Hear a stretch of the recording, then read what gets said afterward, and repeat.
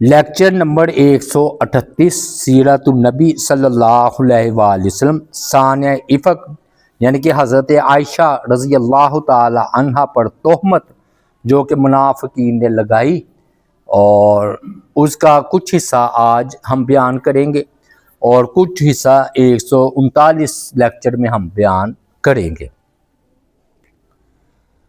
اللہ تعالیٰ کی ذات پاک نے منافقین کے بارے میں فرمایا کہ ان کا دور رہنا ہی اچھا ہے، اگر ساتھ جاتے تو خرابی کرتے۔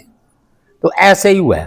غزوہ بنو مستلق میں یہ منافقین عبداللہ بن ابی ساتھ گیا، پہلے زید بن ارقم کے ساتھ ان کا معاملہ ہوا جو پیچھے ہم نے بیان کیا کہ اس نے توبہ نعوذ باللہ کہا کہ ہم تو عزت والے ہیں مدینہ اور ذلیلوں کو ہم نکال دیں گے۔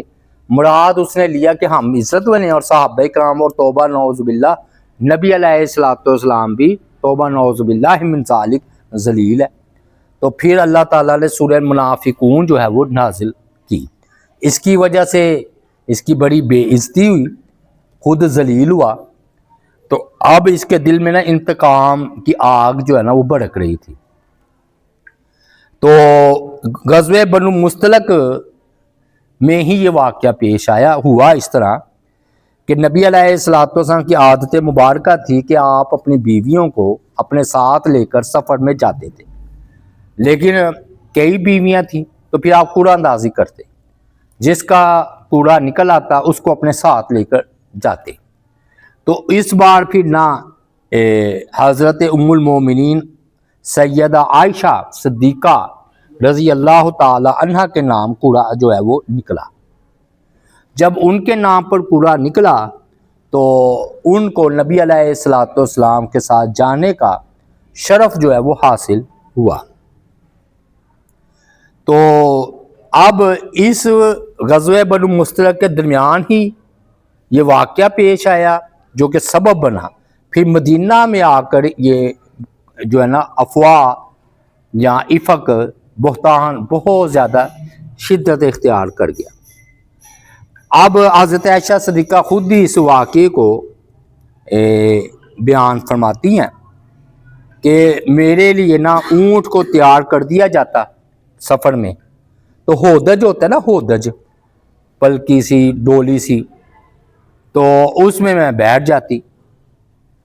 پھر وہ لوگ جو کہ اس ہودج پر مامور تھے وہ آتے، وہ ہودج اٹھاتے اور اونٹ پر رکھ دیتے، اور پھر اس کے بعد نا اس کو رسی سے کس دیا جاتا، پھر وہ اونٹ کی نکیل پکڑ کر چلنا شروع ہو جاتا۔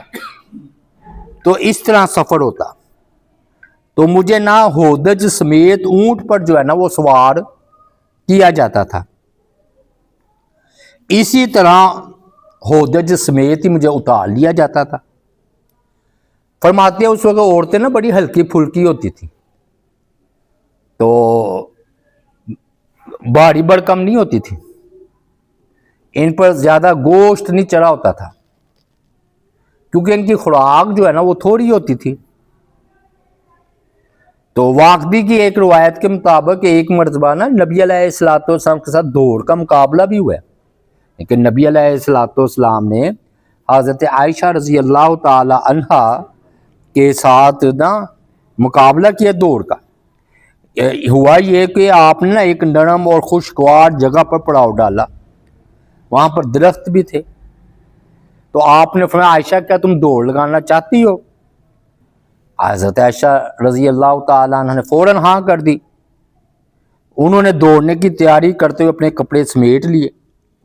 رسول اللہ صلی اللہ علیہ وآلہ وسلم نے بھی ایسا ہی کیا، بیوی تھی۔ تو بعد میں مقابلہ شروع ہو گیا، نبی علیہ السلام آگے نکل گئے۔ آپ نے فرمایا کہ عائشہ یہ اس جیت کا بدلہ ہے جو تم میرے مقابلے میں جیت گئی تھی پہلے۔ یہ نا پہلی جیت کس طرح ہوئی تھی حضرت عائشہ صدیقہ کی کہ ایک مرتبہ نا نبی علیہ السلام ابو بکر کے ہاں تشریف فرما تھی، سیدہ عائشہ بھی وہاں پر موجود تھی، ان کے پاس کوئی چیز تھی، رسول اللہ صلی اللہ علیہ وآلہ وسلم نے فرمایا یہ مجھے دے دو، تو انہوں نے بے تکلفی سے فرمایا کہ میں پھر دوں گی، پہلے آپ میرے ساتھ دوڑ لگائیں، اگر آپ جیت گئے تو میں آپ کو یہ چیز دے دوں گی۔ بے تکلفی تھی، میاں بیوی تھی۔ تو رسول اللہ صلی اللہ علیہ وآلہ وسلم خوش طبی فرمایا کرتے تھے، یہ نہیں کہ میں نبی ہوں تو آپ سنجیدہ مزاج، نہیں، شریعت کے معاملے میں سنجیدہ تھے، باقی بے تکلفی چلتی تھی۔ تو آپ نے نا دوڑ لگائی تو حضرت عائشہ آگے نکل گئی نبی علیہ السلام سے۔ تو یہ یاد رہے کہ لوگوں کے سامنے نہیں یہ مقابلہ ہوا تھا کہ لوگ دیکھ رہے ہوں، یعنی کہ یہ ایک میدان میں سناٹے میں میاں بیوی کے درمیان یہ دوڑ ہوئی تھی۔ اور اب جو تھی نا سیدہ عائشہ لشکر سے الگ تھلگ تھی، تو اب حضرت عائشہ رضی اللہ تعالی عنہ نے جب یہ واقعہ بیان کیا ہے نا، خود ہی تو بیان کیا ہے، ورنہ لوگوں کو علم ہی نہیں ہونا تھا۔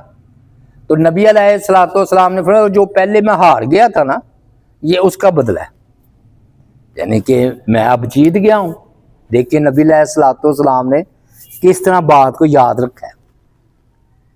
اب ہوا یہ کہ غزوہ بنو مستلق سے فارغ ہو کر نا نبی علیہ السلام واپس مدینہ تشریف لا رہے تھے۔ جب آپ مدینہ کے قریب پہنچے تو آپ نے ایک جگہ جو ہے وہ پڑاؤ ڈالا،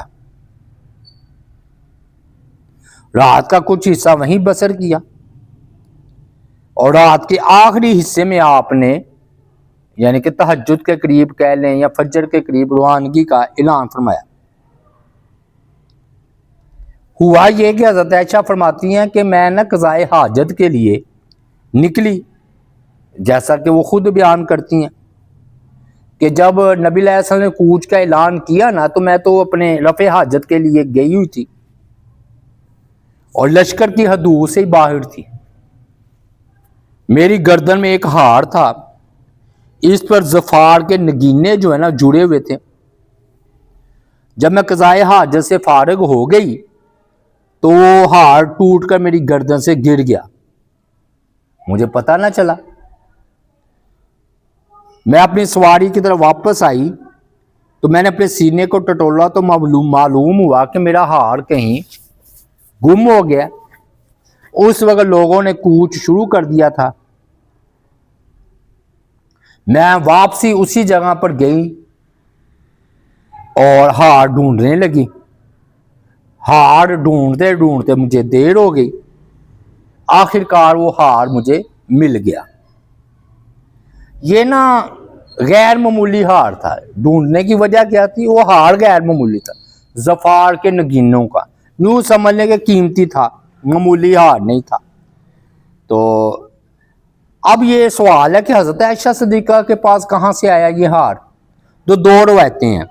ایک روایت یہ ہے کہ حضرت عائشہ صدیقہ کی رخصتی کے موقع پر نا ان کی والدہ ام رومان نے ان کو یہ تحفتاً دیا تھا ہار، بیٹی ہے، شادی ہے، رخصتی کے موقع پر۔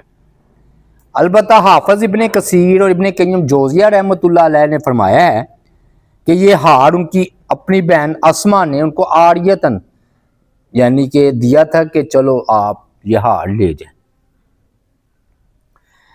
اس سے نا یہ مسئلہ معلوم ہوتا ہے کہ عورتیں چاہے امہات المومنین ہی کیوں نہ ہو، زینت کا اہتمام خیال تو رہتا ہے۔ اب دیکھیں جہاد کا سفر ہے اور ہار وہ بھی قیمتی۔ تو میں فرحت ہاشمی کا بیان سن رہا تھا تو وہ تو بڑی پھر وہ ظاہر ہے چہک مہک کر بیان کر رہی تھی کہ یہ نا بیویوں کو خیال رکھنا چاہیے کہ اپنے شوہروں کے سامنے زینت اختیار کرے۔ تو دلیل ٹھیک ہے، یعنی کہ ان کی دلیل بڑی پختہ ہے فرحت ہاشمی کی۔ وہ کہیں دیکھیں کہ جہاد ہے اور قیمتی ہار تو یہ کس کے لیے تھا؟ توبہ نعوذ باللہ، پردے کے حکم تو نازل ہو چکا تھا، صرف اپنے شوہر نبی علیہ السلام کے لیے کہ میں ان کے سامنے ذرا اچھی نظر آؤں۔ تو یہ تو باعث فضیلت ہے۔ تو وہ بتانا یہ چاہ رہی تھی کہ ہمیں بھی ایسے ہی کرنا چاہیے، اور یہ واقعی دلیل بنتی ہے۔ تو وہ ہار جو ہے نا، دوسری بات عاریتن تھا، وہ مانتن تھا، وہ تو واپس دینا تھا نا، تو ہار ڈھونڈتے ڈھونڈتے دیر ہو گئی۔ تو اب ہوا کیا ادھر، یہ سیدہ عائشہ ہار ڈھونڈ رہی ہیں، ادھر جو ہے نا لشکر نے کوچ کا آغاز کر دیا تھا، لیکن سیدہ کو اس بات کی کوئی پریشانی نہیں تھی، تو وہ مطمئن تھی کہ ہودج والے جو نا مجھے جو مامور ہے جب تک میں نہیں آؤں گی تو وہ مجھے لیے بغیر کوچ نہیں کریں گے، باقی لشکر چاہے کوچ کر جائے لیکن جو مجھ پر مقرر ہے وہ تو مجھے لے کر ہی جائیں گے نا، لیکن ایسا نہ ہو سکتا۔ تو وہ کہتی ہے میں سمجھتی تھی اگر 1 مہینے بھی میں ٹھہری رہتی تو میرے اس اونٹ کو اس وقت تک نہیں اٹھایا جب تک جائے گا جب تک کہ میں نہ اس ہودج میں نہ بیٹھ جاؤں۔ یہی وجہ ہے کہ وہ کوچ کا اعلان ہو گیا ہے، اس کے باوجود وہ ہار کی تلاش میں نکل گئی ہیں، تو ان کا مطلب تھا تھوڑی دیر میں مل جائے گا۔ لیکن ہوا یہ کہ حضرت عائشہ کے جانے کے بعد وہ حضرات آ پہنچے جو ان کا ہودج اٹھاتے تھے، وہ سمجھے کہ وہ حسب معمول نا حضرت عائشہ اپنے ہودج میں ہے، وہ پردے کا حکم تھا تو کون کا تانگ جھانگ تو نہیں کرتا تھا، چچا انہوں نے ہودج اٹھا کر اونٹ پر کس دیا، 3-4 اٹھاتے تھے نا تو انہیں بالکل احساس نہ ہو سکا کہ حضرت عائشہ صدیقہ اندر نہیں ہے، کیونکہ اس کی بنیادی وجہ تو یہ تھی کہ حضرت عائشہ صدیقہ کا جسم بڑا ہلکا پھلکا تھا، لڑکی تھی یہ، 14 سال لگا لیں، یہ اس وقت غالباً کی عمر مبارک 14 سال ہوگی، تو آپ خود اندازہ لگا لیں 14 سال کی ایک لڑکی ہوتی ہے۔ وہ خود کہتے ہیں کہ عورتیں اس وقت ہلکی پھلکی ہوا کرتی تھی، بھاری بھرکم نہیں ہوتی تھی، اور ان کے جسم پر زیادہ گوشت بھی نہیں ہوتا تھا کیونکہ ان کی خوراک بہت معمولی ہوا کرتی تھی۔ یہی وجہ ہے کہ ان کو کوئی وزن محسوس نہیں ہوا ہودج والوں کو، ویسے بھی اس وقت وہ کم عمر لڑکی تھی، میں نے بتایا 14 سال آ بھی گیا ہے۔ حافظ ابن کثیر نے لکھا ہے کہ عائشہ رضی اللہ تعالی عنہ کی عمر 14 سال تھی، کتنی بڑی آزمائش آئی ہے 14 سال کی عمر۔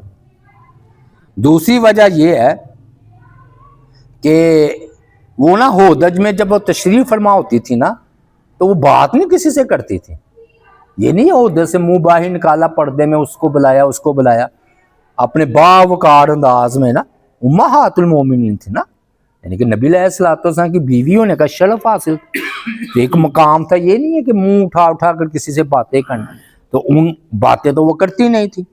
یوں ان کے ہلکے پن اور خاموش رہنے کی عادت کی وجہ سے ہودج اٹھانے والوں کو احساس ہی نہیں ہوا کہ ہودج بالکل خالی ہے اور سیدہ اس میں موجود نہیں ہے۔ انہوں نے اونٹ کو اٹھایا اور آگے روانہ ہو گئے۔ تو ہودج اٹھانے والے اہلکار سیدہ عائشہ کی عظمت اور جلالت سے باخبر تھے اور وہ بڑے ادب و احترام سے پیش آتے تھے، تو انہوں نے یہ بھی جسارت کا تصور بھی نہیں کر سکتے تھے کہ ایسے جھانک کر اندر دیکھ لیں، ایک روب بھی ہوتا ہے نا، تو انہوں نے بھی یہ نہ کیا۔ پھر 4 تھے تو جب اٹھایا تو انہیں اس کا احساس نہ ہو سکا، تو وہ بھی آپ سے ادب کی وجہ سے بات نہیں کرتے تھے، آپ سے کرتے تو منافقین کو توبہ نعوذ باللہ عبداللہ بن ابی کو بات کرنے کا موقع مل جاتا۔ اب ام المومنین جو ہے نا ہار تلاش کر کے واپس پڑاؤ والی جگہ پر پہنچی، وہاں کا منظر ہی بدل چکا تھا، پورا میدان ویران بے آباد، لشکر جا چکا تھا، ایک بھی شخص ادھر موجود نہیں تھا، نہ کوئی ہانکنے والا، نہ کوئی پکارنے والا، نہ کوئی جواب دینے والا، ویرانے کی صورتحال تھی۔ اب سیدہ جو ہے نا پریشان ہو گئی، عائشہ رضی اللہ تعالیٰ عنہ، ان کے وہم و گمان میں بھی نہیں تھا کہ ایسا اتفاق بھی پیش آئے گا کہ وہ لشکر سے بچھڑ کر تنہا رہ جائیں گی۔ اب ہر طرف نا رات کی اندھیری رات چھائی ہوئی ہے، اور ایک خاتون تنہا کہیں جا بھی نہیں سکتی تھی، اور اب ان کے پاس انتظار کے علاوہ کوئی چارہ کار نہ تھا۔ عقل مندی انہوں نے یہ کی کہ بجائے ادھر ادھر ہونے کے ادھر ہی بیٹھ گئی۔ وجہ فرمایا کہ اگر کسی کو پتہ چلے گا کہ میں نہیں ہوں ہودج میں تو وہ مجھے تلاش کریں گے نا تو ادھر ہی آئیں گے، پھر تو انہوں نے نا پھر ادھر ہی بیٹھ گئی، بے حد غم زدہ تھیں۔ انہیں یقین تھا کہ جلد ہی لوگوں کو میرے بارے میں علم ہو جائے گا اور مجھے اسی جگہ پر تلاش کرنے آئیں گے. ویسے ایسے ہی ہونا چاہیے, بچہ جہاں گم ہو نا, جہاں پتا ہو ادھر ہی رہنا چاہیے بجائے ادھر ادھر جانے. انہوں نے نا اچھی طرح چادر جو اپنے اوپر تھا نا اپنے اوپر اوڑھ لی, پردے کا حکم نازل ہو چکا تھا نا, تو حتیٰ کہ ان کی آنکھ لگ گئی پریشانی میں, پھر آنکھ لگ گئی اور وہ سو گئے. اب نا ایک صحابی ہے جن کا نام تھا صفوان رضی اللہ تعالی عنہ, صفوان بن معطل, وہ لشکر کے پیچھے پیچھے آ رہے تھے. تو ان کے پیچھے رہنے کی وجہ کیا تھی؟ وہ کہتے ہیں کہ وہ اپنی کسی ضرورت کے لیے پیچھے رہ گئے تھے. کسی نے بیان کیا کوئی ہوتا ہے نا مسئلہ, تو وہ ادھر رہ گئے, تو انہوں نے لوگوں کے ساتھ رات بسر نہیں کی. ایک دوسری روایت ہے جس میں ہے کہ انہوں نے خود نبی علیہ الصلوۃ والسلام سے درخواست کی تھی کہ آپ مجھے نا ساقہ یعنی کہ لشکر کے پچھلے حصے پر مقرر فرما دیں. آپ نے منظوری دے دی کہ تم پیچھے رہو.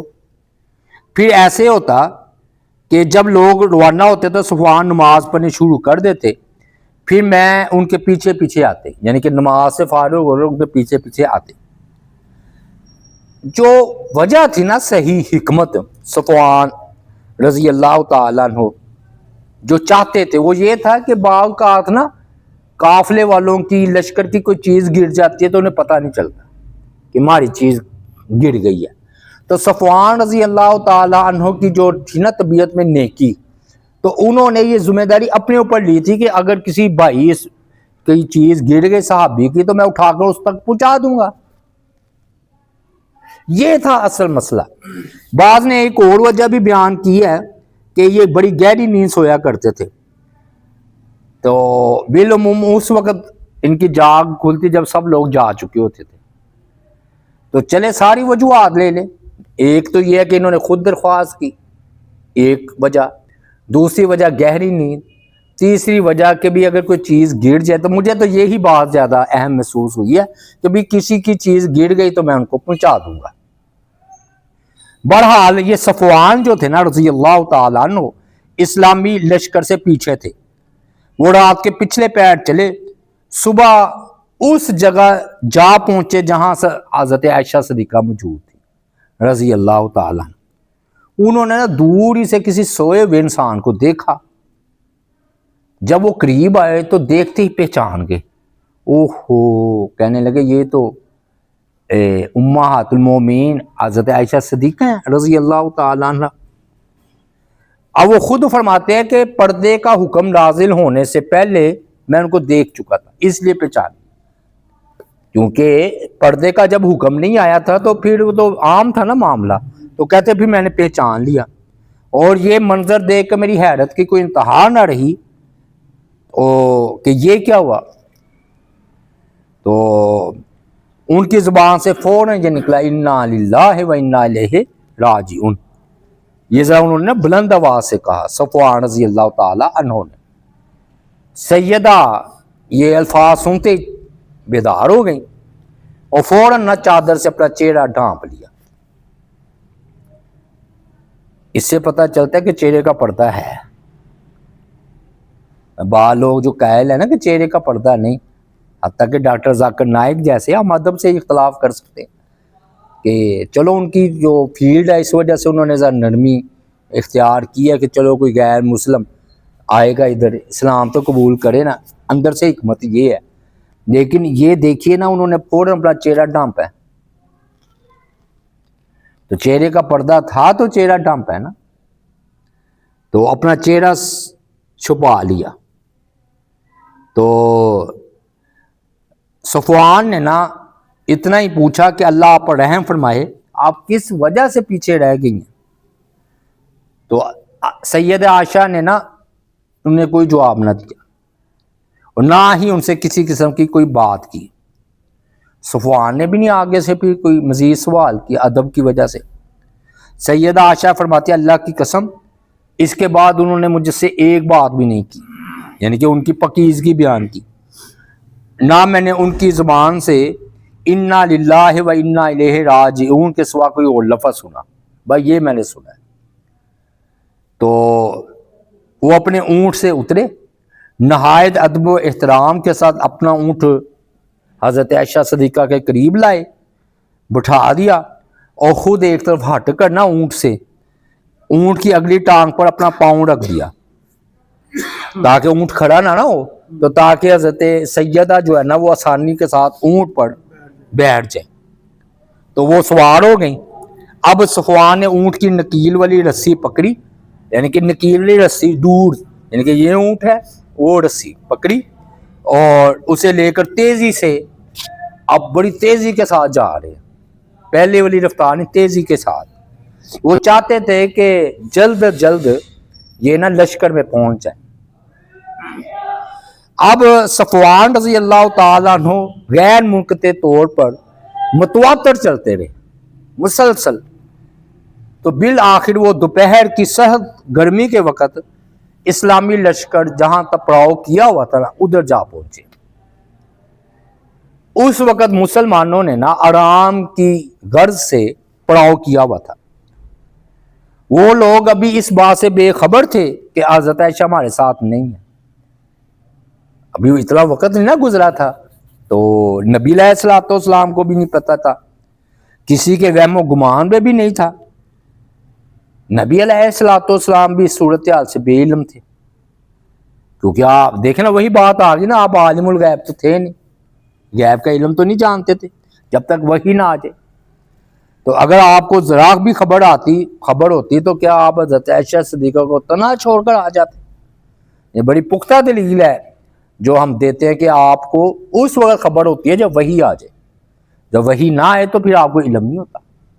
ورنہ کیا کوئی شوہر اپنی بیوی کو اس طرح اکیلا چھوڑ سکتا ہے؟ ہرگز نہیں۔ اب ہوا یہ، جیسے ہی صحابہ نے، لوگوں نے صفوان اور ام المومنین، وہ تھی نا اونٹ پر سوار، وہ دج تو تھا نہیں، کو لے کر نمودار ہوئے، تو لوگ یہ منظر دیکھ کر حیرت میں ڈوب گئے۔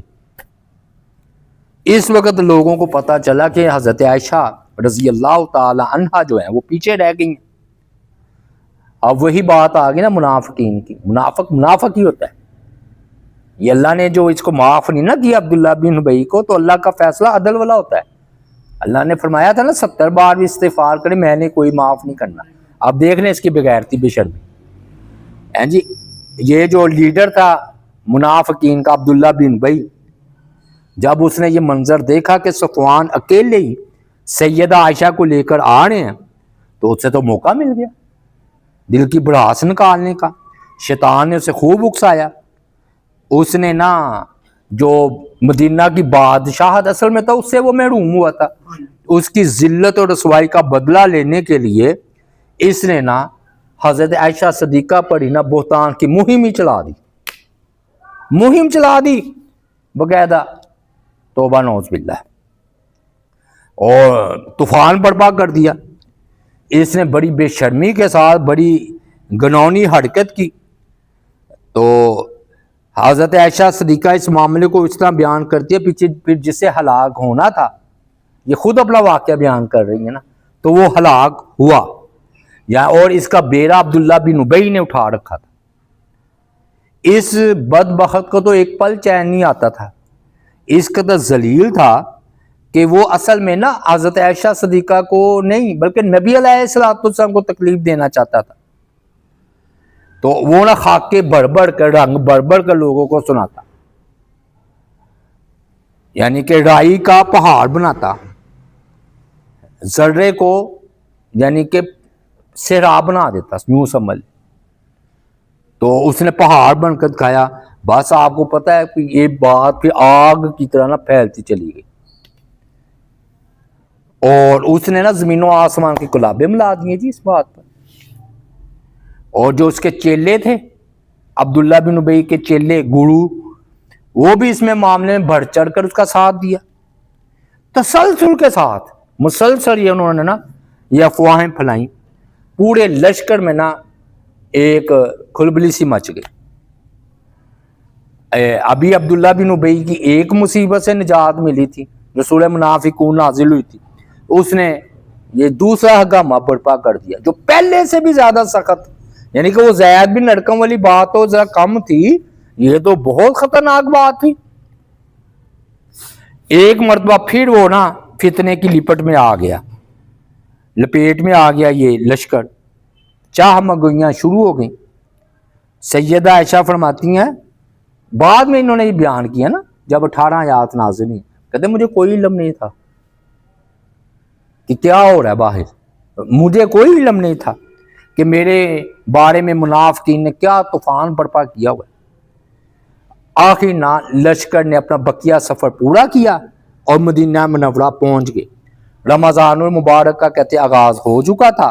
نبی علیہ السلام نے اس میں 2 راتیں کم 1 مہینہ یعنی کہ 28 دن کہہ لیں، 28 دن یہ جو ہے نا غزوہ بنو مستلق میں آپ نے گزارے سفر۔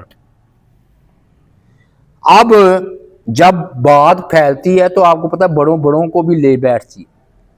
اب ہوا یہ کہ منافقین نے تو اپنی باتیں کی، مرچ مسالہ لگایا، جھوٹا افسانہ گھڑا، اس تہمت کا چرچا کیا، لیکن اس میں نہ کچھ سچے مومنین اور صحابہ بھی آ گئے۔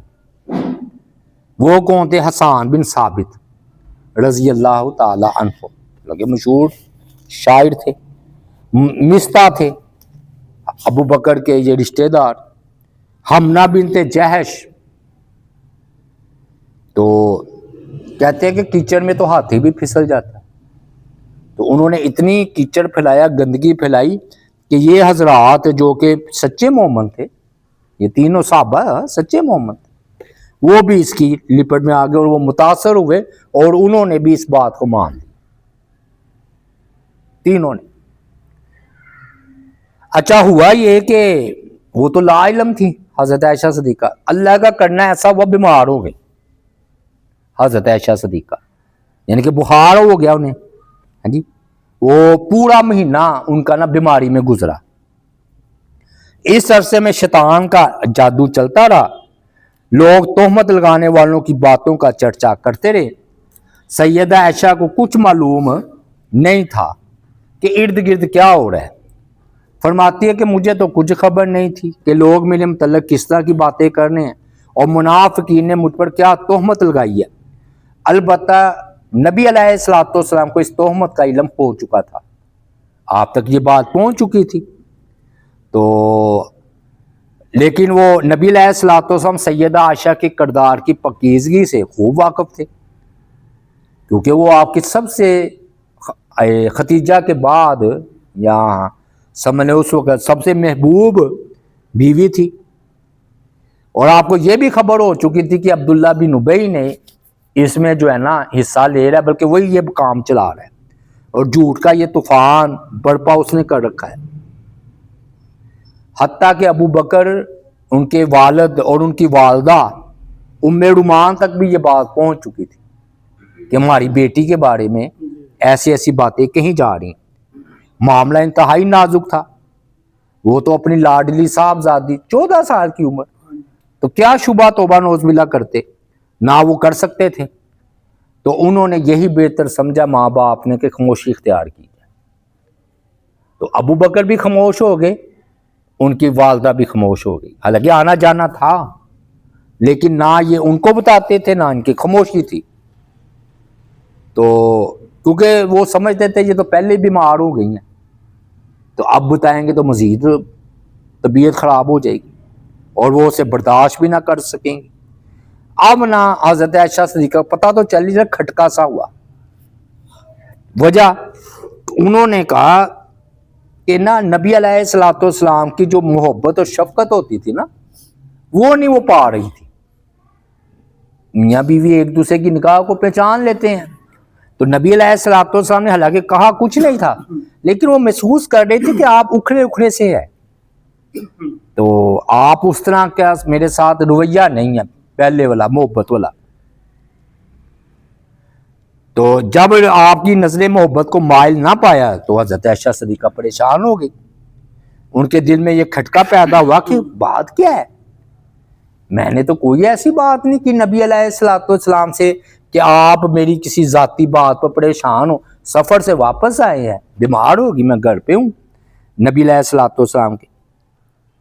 تو انہیں شک ہوا کہ پہلے تو میں بیمار ہوتی تھی تو بڑا مجھ سے پوچھا کرتے تھے، سلام دعا فلاں دم شم، ہیں جی، اور بیماری تیمہ داری اب بھی ہو رہی تھی، لیکن محسوس کر رہی تھی کہ نہیں ہے پہلے والا معاملہ۔ بس اتنا آپ فرماتے کیفا تیکم، تم کیسی ہو، بس وہ فرماتی ہے میں بیمار ہوں، آپ اتنا پوچھ کر واپس چلے جاتے، اتنی بات ہوتی، مزید کوئی بات نہیں کرتے تھے۔ انہیں شک ہوتا لیکن انہوں نے بھی پھر پوچھنا مناسب نہ سمجھا۔ تو ام رومان ان کی والدہ ان کے ہاں آیا کرتی تھی، یعنی کہ نبی علیہ الصلوۃ والسلام کے گھر میں ان کی عیادت کرنے۔ اب حضرت عائشہ صدیقہ کو پتہ کیسے چلا؟ اب ہم آتے ہیں اس طرف۔ ہوا یہ کہ ام المومنین حضرت عائشہ کو نا بیماری سے کچھ افاقہ ہوا، تو وہ نا اپنے رفع حاجت کے لیے کھیتوں میں جایا کرتے تھے، معمول تھا، تو کسی خاتون کو نا اپنے ساتھ لے کر جاتی تھی، اکیلی نہیں جاتی تھی، یہ عورتوں کا معمول تھا۔ تو یہ نا ام مستح کے ساتھ نا، یعنی کہ مستح کی والدہ کے ساتھ نا مناسے کی طرف نکلی۔ یہ قضائے حاجت کے لیے ہے، یا عورتوں کے لیے ایک مخصوص معروف جگہ تھی کہ ادھر عورتیں رفع حاجت کرتی ہیں۔ حضرت عائشہ فرماتی ہیں کہ میں ام مستح کے ساتھ مناسے کی طرف نکلی، یہ قضائے حاجت کی جگہ تھی، ہم رات کے وقت ہی وہاں جایا کرتی تھیں۔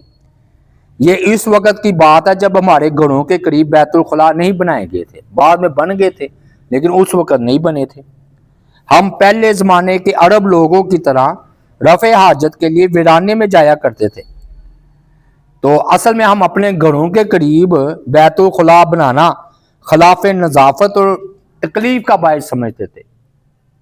اس طرح کا تو سسٹم نہیں نا فلیش کا، اس طرح کا تو کہتے ہیں ہم باعث تکلیف سمجھتے تھے۔ خیر، میں اور ام مستح جو ہے نا قضائے حاجت کے لیے روانہ ہو گئی۔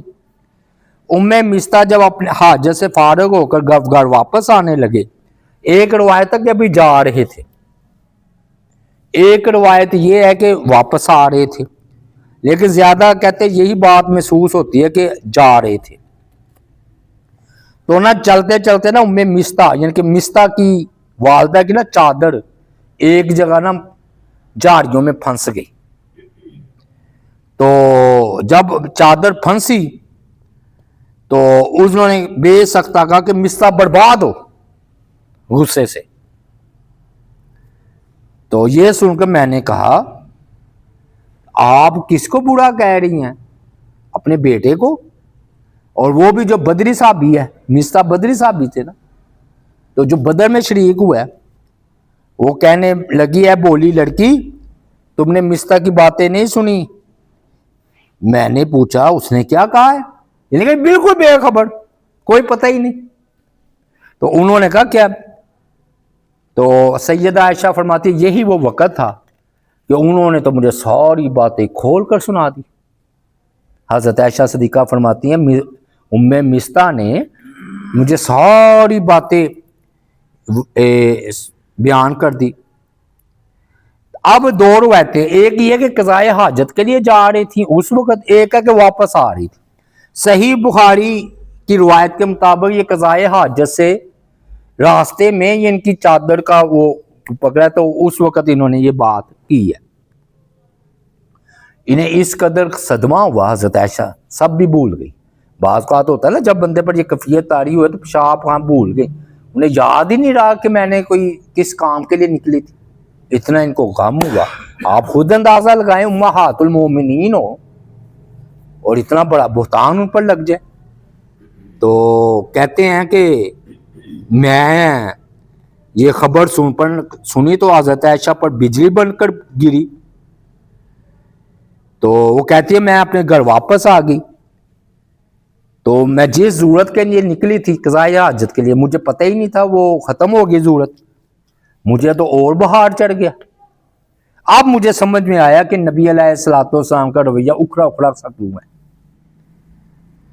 تو اللہ کی قسم پھر تو میں نے رونا شروع کر دیا۔ واقعی ایک آپ اندازہ لگائیں کہ ایک پکیزہ عورت پر بہتان لگ جائے تو اس کی کیا حالت ہوتی. تو کہتی ہے میں نے رونا شروع کر دیا. اتنا رویا کہ مجھے ایسا لگتا تھا کہ میرا کلیجہ پھٹ جائے گا.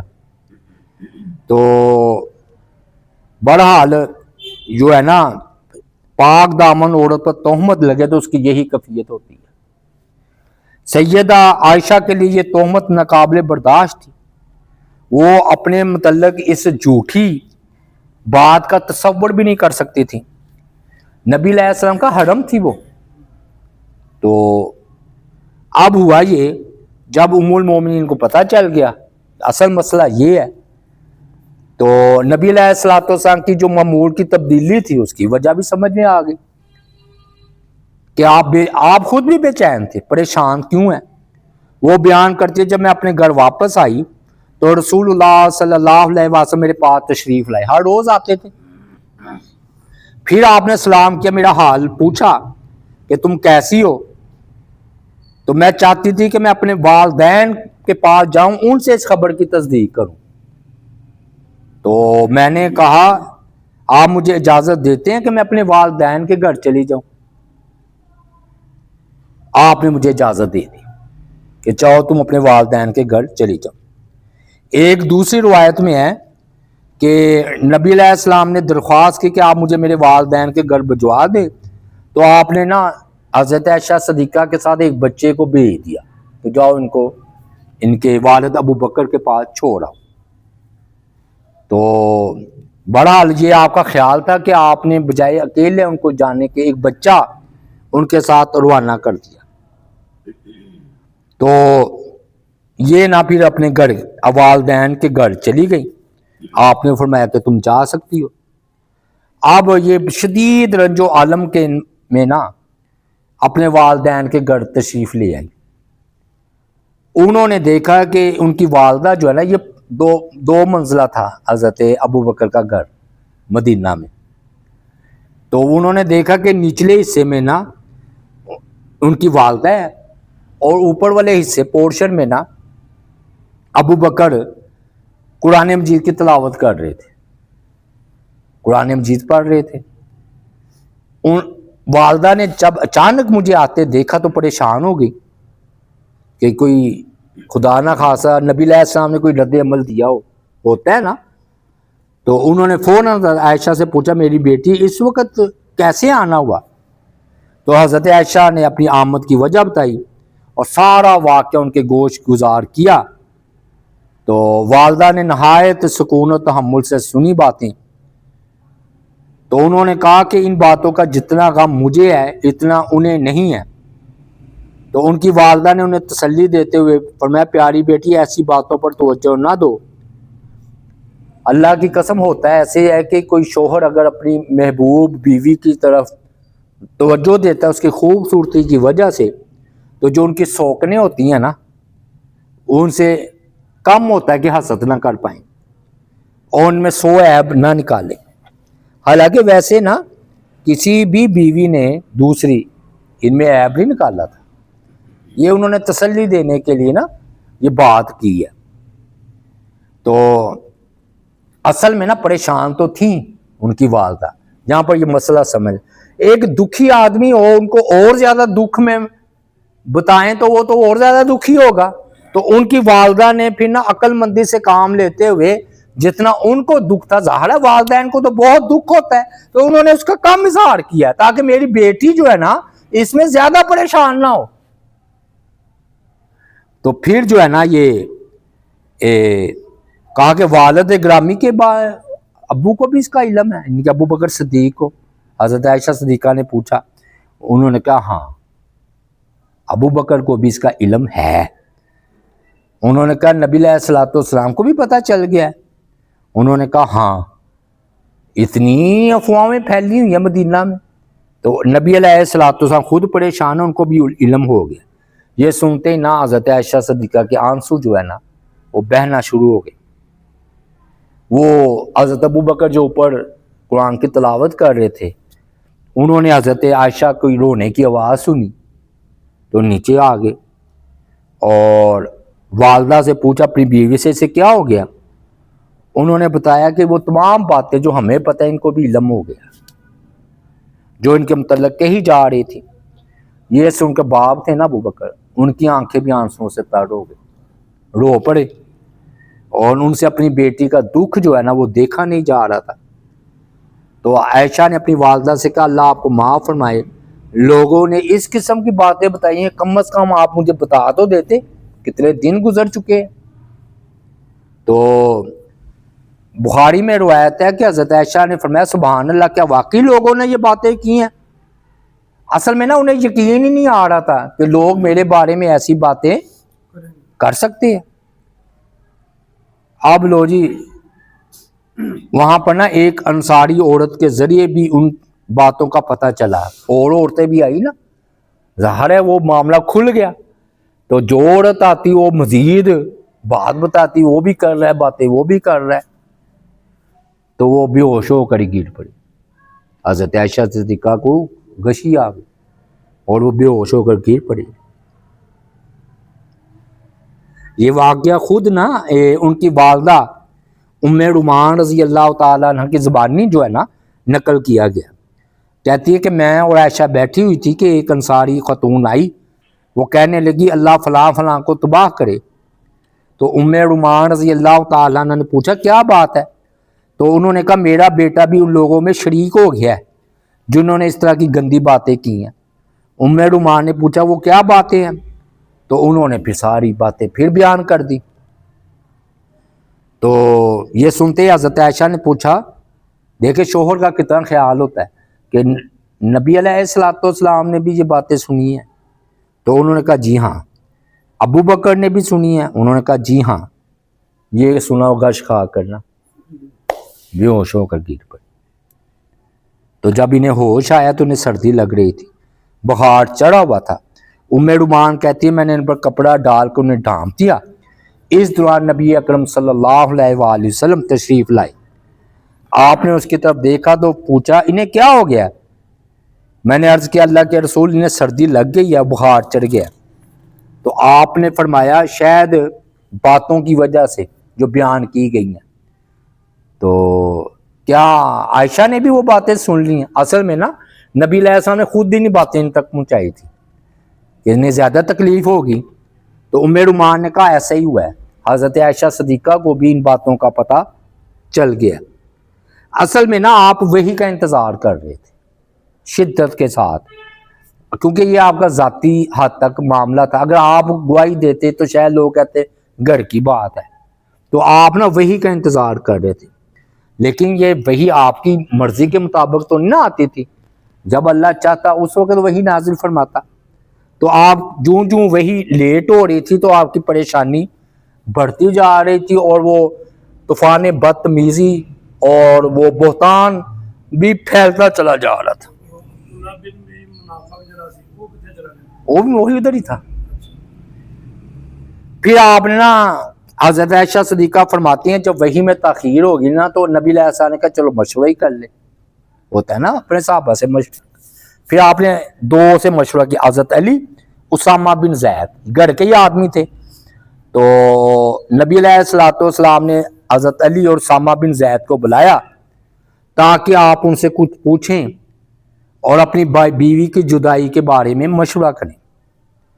یہ یاد رہے کہ آپ نا مشورہ عموماً ابو بکر عمر سے کرتے تھے، لیکن مسئلہ اب ابو بکر کے گھر کا تھا، اس لیے آپ نے ابو بکر کو نہیں بلایا نہ عمر کو، تو یہ بھی دوست تھے۔ تو گھر کا معاملہ تھا نا، تو آپ نے حضرت علی اور اسامہ بن زید کا انتخاب فرمایا۔ تو یہ دونوں گھر کے ہی افراد تھے۔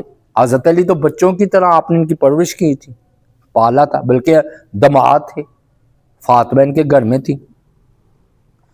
تو وہ آپ نے نا جب مشورہ کیا دونوں سے طلب فرما کر، سیدہ علی نا فرماتے میں نوجوان تھے اس وقت، تو پہلے آپ نے نا اسامہ کی رائے لی، فرمایا کہ اے اسامہ تمہارا حضرت عائشہ صدیقہ کے بارے میں کیا خیال ہے؟ تو اسامہ رضی اللہ تعالیٰ عنہ نے فرمایا اللہ کے رسول وہ آپ کی گھر والی ہے، ہم نے تو ان میں خیر کے علاوہ کوئی بات ہی نہیں پائی، خیر و بھلائی کی۔ اور جو حضرت عائشہ کے متعلق جو کچھ کہا گیا ہے یہ سراسر جھوٹ اور بے بنیاد بات ہے۔ پھر آپ نے علی کی طرف متوجہ ہوئے، تو میں علی تیرا آپ کیا مشورہ دیتے ہیں؟ تو انہوں نے کہا اللہ کے رسول، اللہ تعالیٰ نے آپ پر کوئی تنگی نہیں رکھی، عورتیں اس کے علاوہ اور بھی بہت ہیں، اگر آپ بریرہ سے پوچھے تو وہ آپ کو سچ سچ بتا دے گی۔ اب یہ جو بات ہے نا، یہاں پر میں رک کر آپ کو وضاحت کر دوں، یہ لوگ نا دوسرے رافضی خوب اچھالتے ہیں اور وہ سمجھتے ہیں کہ حضرت عائشہ کا اور علی کا شروع سے توبہ نعوذ باللہ دشمنی والا معاملہ چل رہا تھا کہ حضرت علی نے یہ مشورہ دیا کہ بیویاں عورتیں تو اور بھی ہیں، آپ اور سے شادی کر لیں۔ تو اس کا صحیح مفہوم سمجھ لیں، حضرت علی رضی اللہ تعالیٰ عنہ نے حضرت عائشہ صدیقہ کے بارے میں ایک بات بھی نہیں کی، یا تو کہتے نا کہ آپ ایسی ہیں ایسی ہیں، پھر تو بات ہوتی۔ انہوں نے اصل میں مسئلہ سمجھے، ایک طرف تھی نبی علیہ السلام کی محبت اور آپ کی پریشانی، اور ایک طرف تھا حضرت عائشہ صدیقہ کی پاک دامنی۔ تو انہوں نے کہا اللہ کے رسول صلی اللہ علیہ وسلم وہ پاک دامن ہو یا معاملہ دوسرا ہو، آپ کیوں پریشان ہوتے ہیں؟ آپ کے لیے اور بیویاں بتھیری ہیں۔ اصل میں حضرت علی رضی اللہ تعالیٰ عنہ نے نبی علیہ السلام کی محبت کے پیش نظر یہ بات کی۔ جیسے ایک بندہ زیادہ پریشان ہو تو آپ کیوں اتنا پریشان ہوتے ہیں؟ ٹھیک ہے، آپ ان کو دوسری بیویاں بہت ہیں آپ کے لیے عورتیں، ان سے شادی کر لیں، یعنی کہ اشارہ تھا طلاق دے دے۔ تو یہ نہیں کہا حضرت عائشہ صدیقہ کو توبہ نعوذ باللہ حضرت علی نے، میں بات سمجھا پا رہا ہوں کہ نہیں؟ یعنی کہ نبی علیہ السلام کی پریشانی ان کے پیش نظر تھی تو انہوں نے مشورہ دے دیا۔ اور پھر یہ جو بریرہ سے کہا کہ ان سے پوچھ لے، یہ پھر کیوں کہا؟ ان سے بھی کہا نا مشورہ لے لیجئے۔ اب نبی علیہ السلام نے نا، یہ حضرت عائشہ صدیقہ کی لونڈی تھی بریرہ، اور نبی علیہ السلام نے جو ہے نا انہیں بلایا بریرہ کو، فرمایا کیا تم گواہی دیتی ہو کہ میں اللہ کا رسول ہوں؟ تو بریرہ رضی اللہ تعالی عنہ نے کہا جی ہاں میں گواہی دیتی ہوں کہ آپ اللہ کے رسول ہیں۔ تو فرمایا تو پھر میں تم سے ایک چیز کے بارے میں سوال کرنے والا ہوں، تم مجھ سے کچھ نہ چھپانا۔ بریرہ نے یقین دہانی کروائی کہ میں جو کہوں گی سچ کہوں گی، جس کے بارے میں پوچھیں گے میں آپ کو ضرور بتاؤں گی، آپ سے کوئی چیز نہیں چھپاؤں گی۔ آپ نے فرمایا تم عائشہ کے پاس رہا کرتی تھی، ٹھیک ہے، تم نے ان میں کوئی ایسی چیز دیکھی ہے جسے تم ناپسند کرتی ہو؟ اب صحیح بخاری کے الفاظ ہیں، بریرہ کیا تم نے کوئی ایسی بات دیکھی ہے جس نے تمہیں عائشہ کے بارے میں شک میں مبتلا کر دیا ہو؟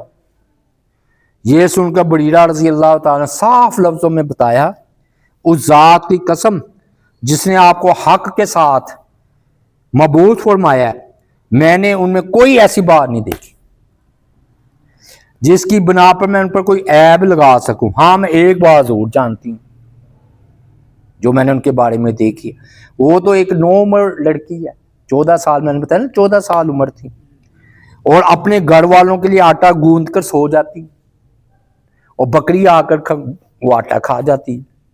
یعنی کہ ان کی سادہ طبیعت کو بیان کیا ہے۔ لیکن حضرت عائشہ صدیقہ اللہ ان پر کروڑوں رحمت اللہ، یہ اتنی سادہ ہے، نہیں مرغی آتی ہے، مرغی آتی، اتنے میں گھر کی کوئی مرغی آتی ہے اور آٹا کھا جاتی ہے اور وہ سوئی ہوئی ہوتی، یعنی کہ وہ اتنی سادہ ہے حضرت عائشہ صدیقہ رضی اللہ تعالی۔ ایک روایت میں ہے کہ انہوں نے حیرت سے کہا سبحان اللہ کی قسم میں تو عائشہ کو اس طرح جانتی ہوں جس طرح ایک سنار کھڑا جو ہو نا سونا صاف اس کو جانتا ہے، کھوٹے کھڑے میں پہچان کر لیتے نا سنیار، تو سنار جس طرح پہچانتا ہے تو میں تو آپ کو یعنی کہ سونا سمجھتی ہوں، کھڑا سونا۔ حضرت عائشہ صدیقہ تو یہ ہیں، بلکہ عائشہ تو خالص سونے سے بھی زیادہ کھڑی اور پاک دامن خاتون ہے۔ اللہ کی قسم میں ان کے متعلق خیر کے سوا کچھ نہیں جانتی، اور واللہ اگر اس کے سوا میں کوئی اور بات بھی ہوتی تو واللہ آپ کو میں اس سے ضرور آگاہ کرتی، میں تو قسم کھا کر آپ سے بات کر رہی ہوں، گواہی دے رہی ہوں۔ اب زینب بنت جہش، حالانکہ یہ سوکن تھی حضرت عائشہ صدیقہ کی، یعنی کہ یہ نبی علیہ السلام کی بیوی ہے، تو ان سے پوچھا کہ عائشہ کے بارے میں کیا خیال ہے، تو یہ نا مقابلے تو جاری رہتے تھے چھوٹے چھوٹے مسئلوں میں، آپ کو پتہ ہی ہے، وہ تو کوئی مسئلہ نہیں، تو وہ ہر جگہ ہوتا ہے، لیکن اب مسئلہ بڑا اہم تھا۔ تو حضرت عائشہ کہتی ہیں مجھے ان کے متعلق یہ ڈر رہتا تھا کہ مجھ پر غیرت کھاتے ہوئے اپنا نقصان نہ کر بیٹھے، یعنی کہ مجھ پر تہمت لگانے والوں میں شریک نہ ہو جائیں۔ تو آپ نے فرمایا زینب تم نے عائشہ کے متعلق کیا جانتی ہو، تم نے ان میں کیا بات دیکھی ہے؟ تو سیدنا زینب نے جواب دیا اللہ کے رسول میں اپنے کانوں اور آنکھوں کی حفاظت کرتی ہوں، اللہ کی قسم میں ان کے متعلق بلائی کے علاوہ کچھ نہیں جانتی۔ اب دیکھیے سوکن دوسری بیوی، تو انہوں نے جب یہ بات کی تو حضرت عائشہ صدیقہ فرماتی ہیں میری دل میں ان کی عظمت اور بڑھ گئی کہ چھوٹے چھوٹے معاملات تو انہوں نے اس پر حاوی نہیں ہونے دیا اور میرے بارے میں سچی گواہی دی۔ ہاں آخری دو باتیں، حمنہ بنت جہش یہ زینب کی ہی بہن تھی حمنہ، تو انہوں نے نا اپنی بہن کے پیچھے یعنی کہ خود ہی اپنی طرف سے کرتے ہوئے نا کہ لغزش کا شکار ہو گئی، وہ زینب کی طرف داری کرتے ہوئے اس قدر جوش میں آ گئی کہ تہمت لگانے والوں میں وہ بھی شریک ہو گئی، یہ آگے ہم ذکر کریں گے اس کا۔ تو ام المومنین بیان کرتے ہیں یہ زینب ہی تھی جو نبی علیہ السلام کی ازواج مطہرات میں سے میرا مقابلہ کیا کرتی تھی، لیکن اللہ تعالیٰ نے ان کے تقوی کی وجہ سے ان کو بچا لیا، یعنی کہ پرہیزگار تھی۔ البتہ ان کی بہن حمنہ بنت جہش ان کے لیے لڑی اور تہمت لگانے والوں میں سے ہو کر ہلاک ہو گئی، یعنی کہ ان پر حد لگی تھی، آگے ہم بات کریں گے۔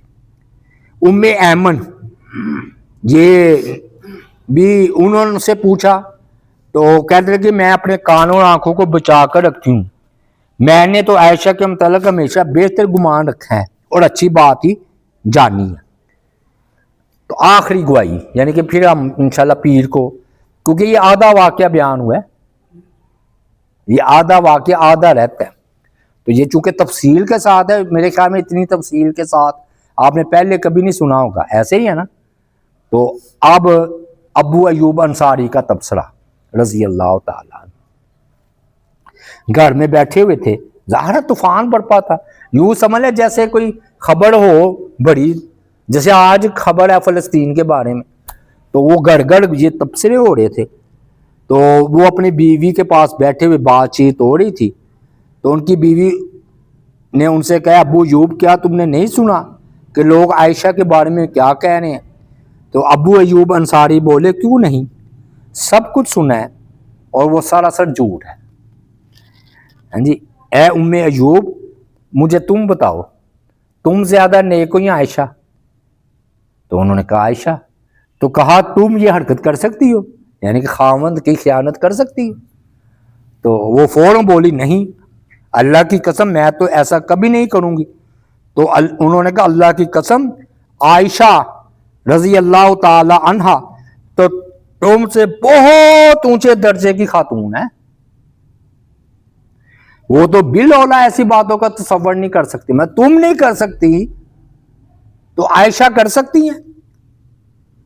تو اللہ تو پاک ہے، ہمارے لائق نہیں ہم یہ بات زبان پر لائیں، تو پاک ہے یا تو بہت بڑا بہتان ہے یہ کہ ھذا بہتان عظیم، یعنی کہ ہم نے صرف یہ لفظ بولنا چاہیے یہ بہت بڑا جو ہے نا یہ بہتان ہے۔ تو لو جی یہاں تک بات ہم نے آج بیان کی ہے، تو انشاءاللہ تعالی یہیں سے ہم آگے چلیں گے۔ اللہ سے دعا اللہ تعالی عمل کی توفیق عطا فرمائے، وما علینا الا البلاغ المبین۔